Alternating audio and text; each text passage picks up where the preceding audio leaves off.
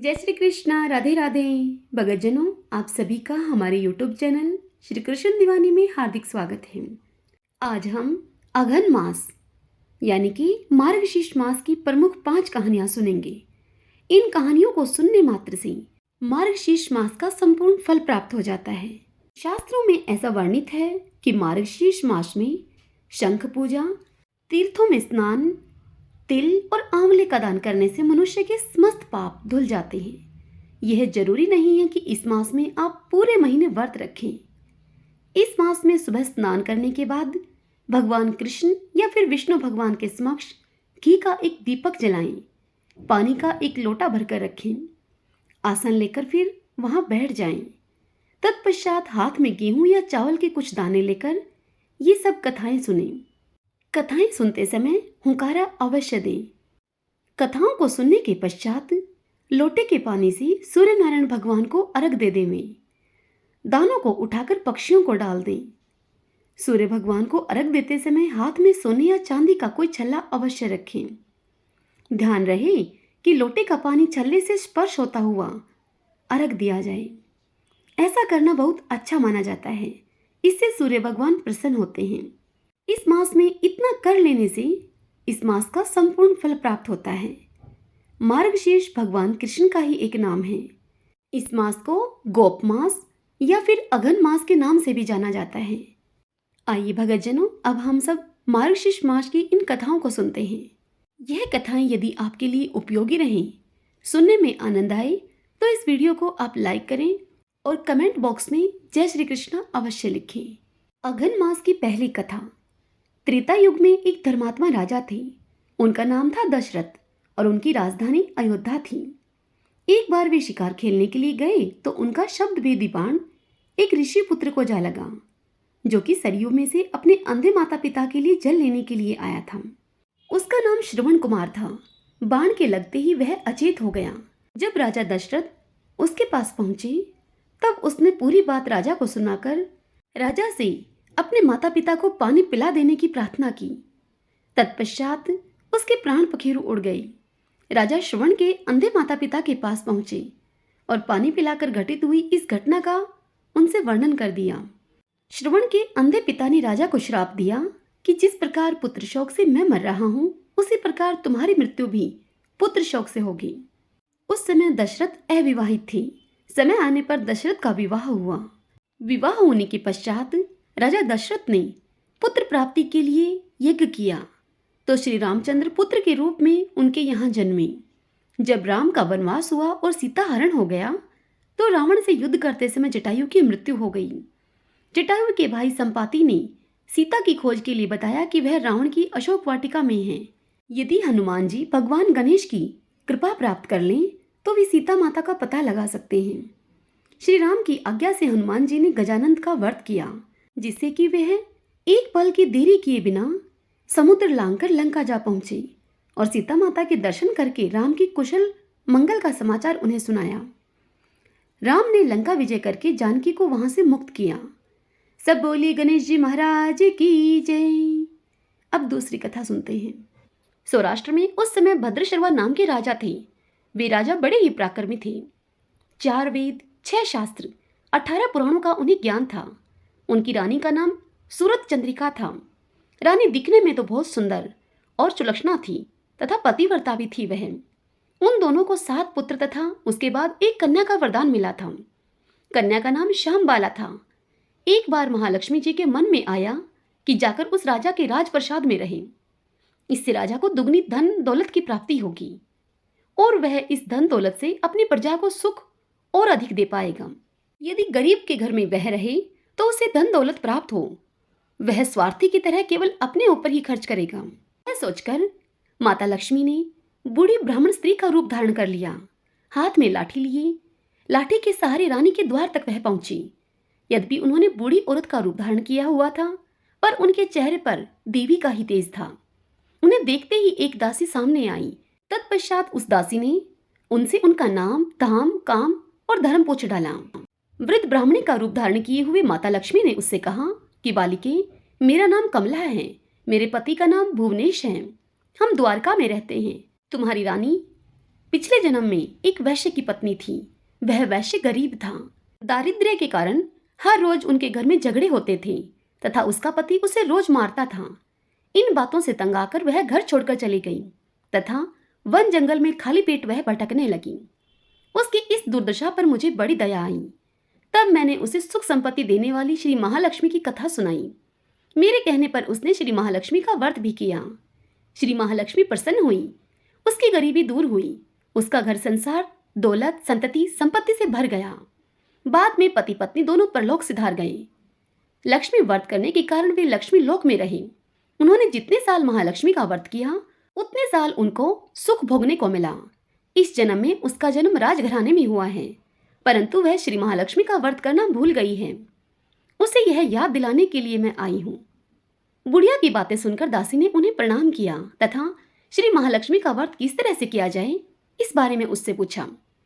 तब बुढ़िया रूप धारण किए हुए श्री महालक्ष्मी माता ने दासी को पूजा की विधि तथा सब महिमा श्री माता लक्ष्मी की बताई। इसके बाद वह दासी माता को प्रणाम करके रानी को बताने के लिए महल के अंदर चली गई। राजवैभव में रहते हुए रानी को अपने ऐश्वर्य का बहुत घमंड हुआ था। संपत्ति तथा अधिकार की वजह से वह उन्मत्त हो गई थी। दासी के द्वारा बताई गई बुढ़िया माई की बातें सुनकर वह आग बबूला होकर राजद्वार पर आकर बुढ़िया रूपी श्री महालक्ष्मी पर बरस पड़ी।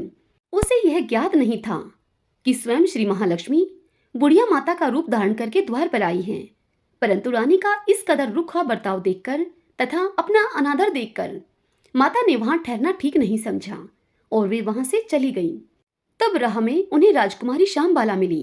उन्होंने श्यामबाला को सारी बात बताई। श्यामबाला ने अपनी ओर से श्री महालक्ष्मी माता से क्षमा मांगी। माता को उस पर दया आ गई। उन्होंने श्यामबाला को श्री महालक्ष्मी व्रत के बारे में बताया। उस दिन मार्गशीर्ष मास का पहला गुरुवार था। श्यामबाला ने परम श्रद्धा भाव से श्री महालक्ष्मी का यह व्रत रखा। फलस्वरूप राजा सिद्धेश्वर के सुपुत्र मालाधर से श्यामबाला का विवाह हुआ। वह धन दौलत ऐश्वर्य वैभव से मालामाल हो गई। पति के साथ ससुराल में आनंद से वह दिन बिताने लगी और इधर श्री महालक्ष्मी का रानी पर प्रकोप हुआ। फलस्वरूप राजा भद्रशर्मा का राज्य एवं राज कारोबार नष्ट हो गया। यहाँ तक कि खाने के भी अब लाले पड़ गए। ऐसी हालत में एक दिन रानी ने राजा से निवेदन किया कि हमारा दामाद इतना बड़ा राजा है, धनवान भी है, ऐश्वर्यशाली है, क्यों न हम उसके पास जाएं, अपना हाल उसे बताएं जाकर, वह जरूर हमारी मदद करेगा। राजा भद्रशर्मा को भी रानी की यह बात ठीक लगी। रानी की बात को मानते हुए राजा भद्रशर्मा दामाद के पास रवाना हुए। एक तालाब के किनारे थोड़ी देर विश्राम लेने के लिए वह वहां ठहरे। तालाब से पानी लेने के लिए आते जाते हुए दास दासियों ने उन्हें देखा। तत्पश्चात दासियों ने राजा से उनका परिचय पूछा। पूछताछ में पता चला कि वह रानी श्यामबाला के पिता हैं। तत्पश्चात दासियां दौड़ती हुई रानी श्यामबाला के पास जाकर उन्हें सारी बात बता देती हैं। रानी ने दासी के हाथ राज परिधान भेजकर बड़े ठाट से उनका स्वागत तथा आदर सत्कार किया, खान पान करवाया। जब वे लौटने लगे तो सोने की मोहरों से घड़ा भरकर दे दिया।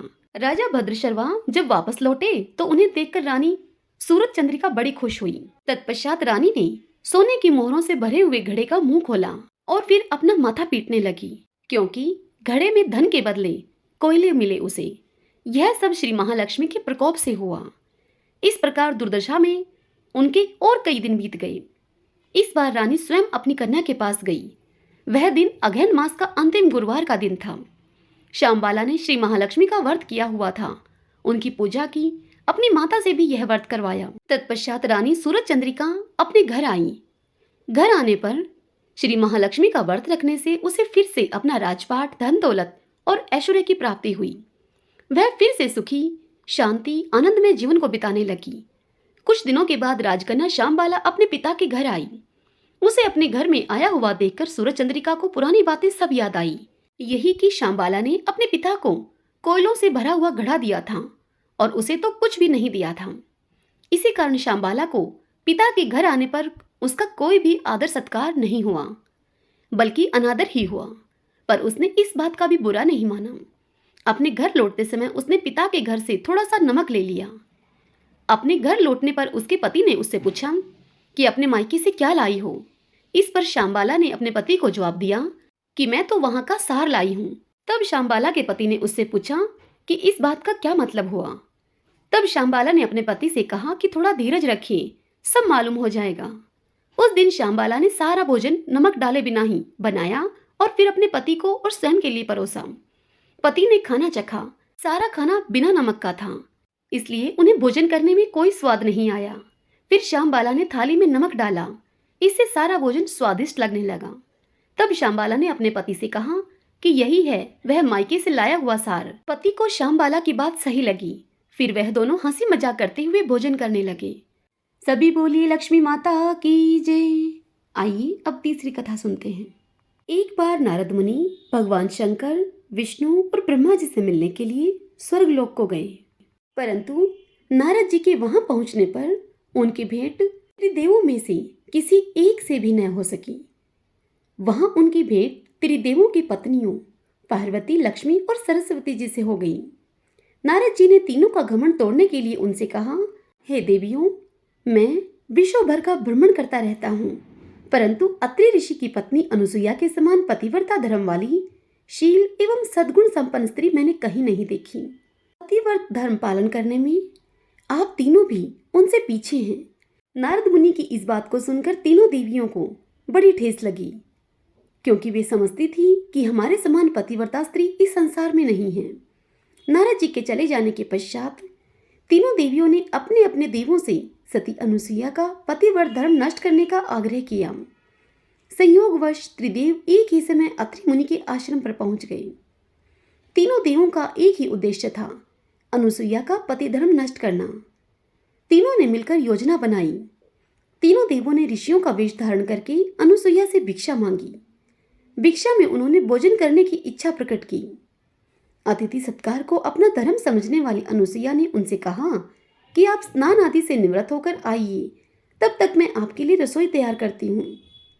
तीनों देव स्नान करके वहां आए तो अनुसुईया ने उन्हें आसन ग्रहण करने के लिए कहा।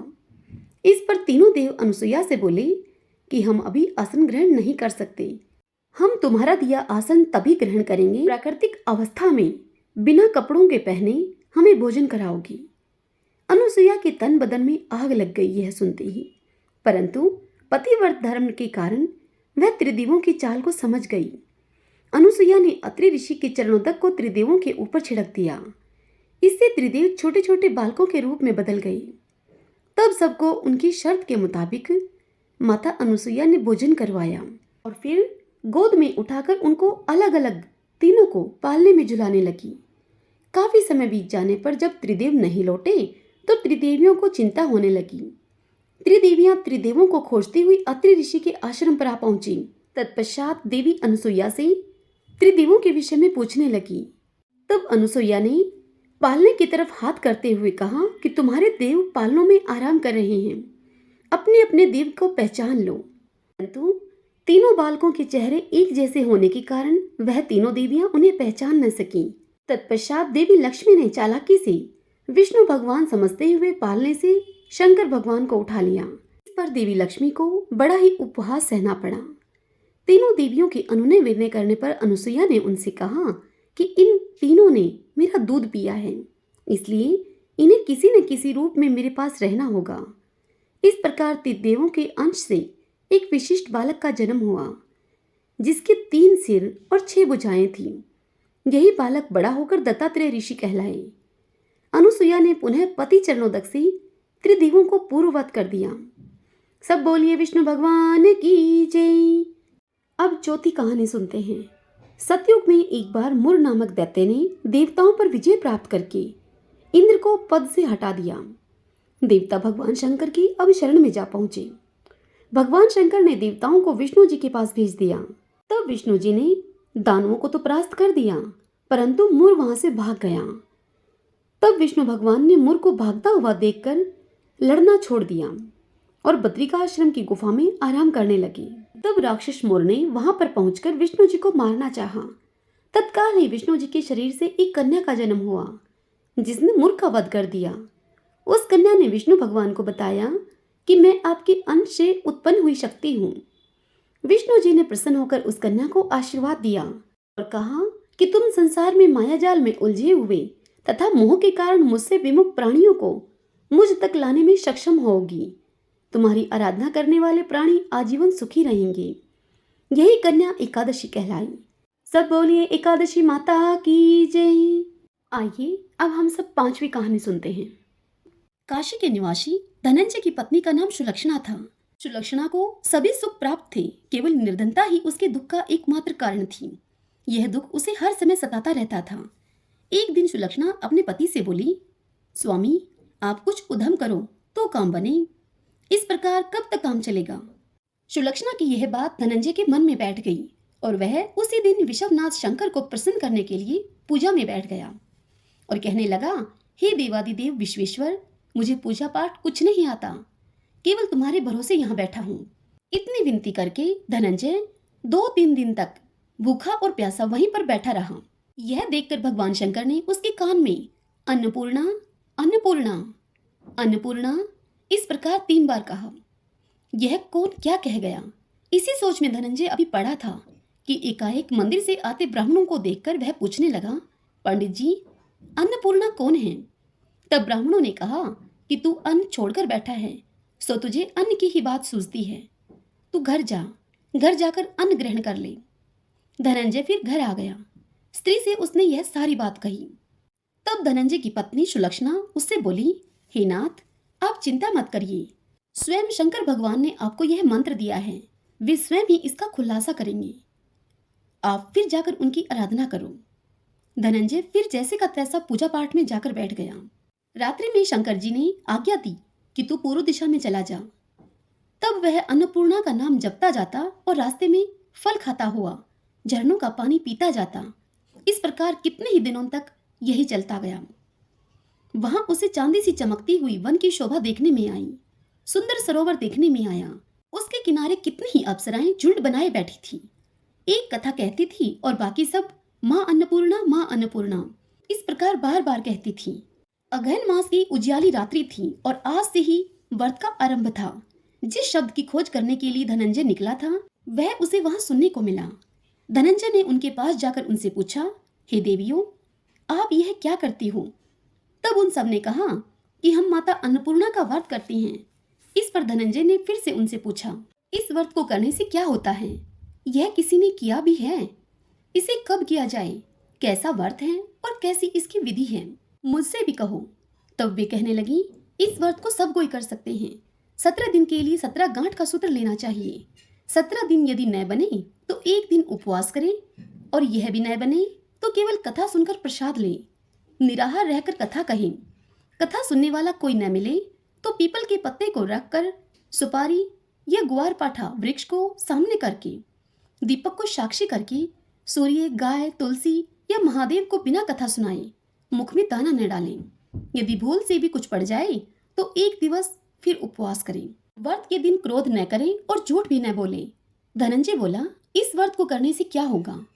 तब वे कहने लगी कि इसके करने से अंधों को नेत्र मिले, भूखों को अन्न मिले, निर्धन के घर धन आए, बांझ को संतान मिले, मूर्ख को विद्या आए और जो जिस कामना से इस व्रत को करे माँ उसकी हर इच्छा पूरी करती हैं।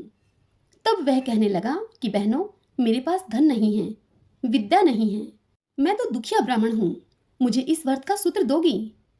तब वह बोली, हाँ भाई तेरा कल्याण हो, तुझे देंगी, ले इस व्रत का मंगलसूत्र ले। तब धनंजय ने इस व्रत को किया। जब धनंजय का व्रत पूरा हुआ तभी सरोवर में से 21 खंड की स्वर्ण सीढ़ी हीरा मोती जड़ी हुई प्रकट हुई। धनंजय जय अन्नपूर्णा कहता जाता था। इस प्रकार कितनी ही सीढ़ियां उतर गया तो धनंजय क्या देखता है कि करोड़ों सूर्यों के समान प्रकाशमान माँ अन्नपूर्णा का मंदिर है। उसके सामने स्वर्ण सिंहासन पर माता अन्नपूर्णा विराजमान है। सामने भिक्षा हेतु भगवान शंकर खड़े हैं। दिवांगनाएं चंवर डुलाती हैं, कितनी ही हथियार बांधे पहरा देती हैं। धनंजय दौड़कर कहने लगा, माता आप तो अंतर्यामिनी हो, मैं आपको अपनी दशा क्या बताऊं। तब माता बोली कि तूने मेरा व्रत किया है, जा तेरा संसार सत्कार करेगा। माता ने धनंजय की जीवा पर बीज मंत्र लिख दिया। अब तो उसके रोम रोम में विद्या प्रकट हो गई। इतने में ही क्या देखता है कि वह काशी विश्वनाथ के मंदिर में खड़ा है। माँ का वरदान लेकर धनंजय अब घर आया। सुलक्षणा से सब बात कही उसने। माता जी की कृपा से उसके घर में संपत्ति अब उमड़ने लगी। छोटा सा घर बहुत बड़ा गिना जाने लगा। जैसे शहद की छत्ते में मक्खियां जमा होती हैं उसी प्रकार अनेक सगे संबंधी आकर बड़ाई करने लगे। कहने लगे, इतना धन और इतना बड़ा घर, सुंदर संतान नहीं तो इस कमाई का कौन भोग करेगा। सुलक्षणा की संतान नहीं है, इसलिए तुम दूसरा विवाह करो। अनिच्छा होते हुए भी धनंजय को दूसरा विवाह करना पड़ा और सती सुलक्षणा को सोत का दुख उठाना पड़ा। इस प्रकार दिन बीतते चले गए। फिर अघन मास आया। नए बंधन से बंधे पति को सुलक्षणा ने कहलवाया कि व्रत के प्रभाव से हम सुखी हुए हैं, इस कारण यह व्रत छोड़ना नहीं चाहिए। यह माता जी का ही प्रताप है जो हम इतने संपन्न और सुखी हैं। सुलक्षणा की इस बात को सुनकर धनंजय उसके यहाँ आया और व्रत में बैठ गया।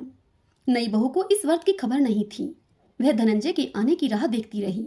दिन बीतते गए और व्रत पूर्ण होने में 3 दिवस बाकी थे कि नई बहू को खबर पड़ी। उसके मन में तो ईर्ष्या की ज्वाला दहक रही थी।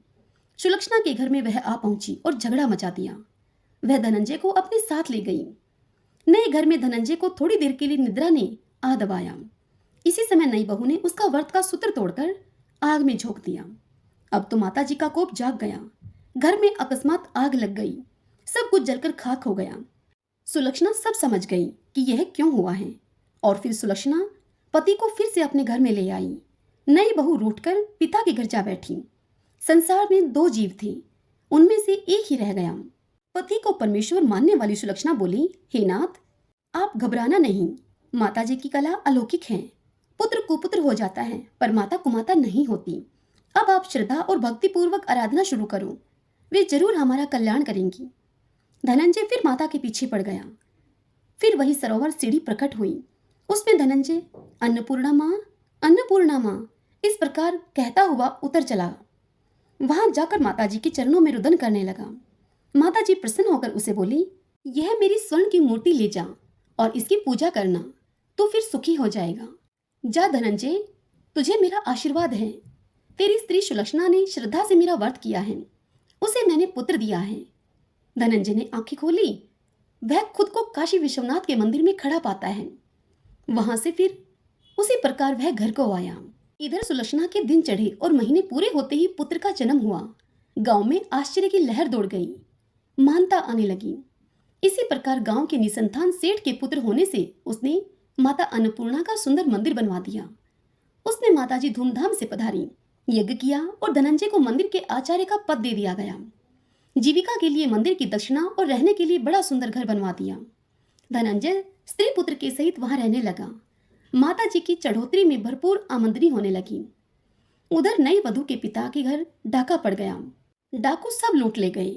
वे भीख मांगकर अब पेट भरने लगे। सुलक्षणा ने जब यह सुना तो उन्हें वहां से बुलवा लिया, अलग जार में रख लिया और उनके अन्न वस्त्र का प्रबंध कर दिया। धनंजय, सुलक्षणा और उसका पुत्र माता जी की कृपा से आनंद से रहने लगे। माँ अन्नपूर्णा ने जैसे उनके भंडार भरे वैसे ही सबके भरे। जाके जैसी भावना ताको वैसा सिद्ध, हंसा मोती चुगत है मुर्दा चौखट गिद्ध। सत्य भावना देव में सकल सिद्धि का मूल, बिना भाव भटकयो फिरे खेवई समय फिजूल। सब बोलिए अन्नपूर्णा माता की जय।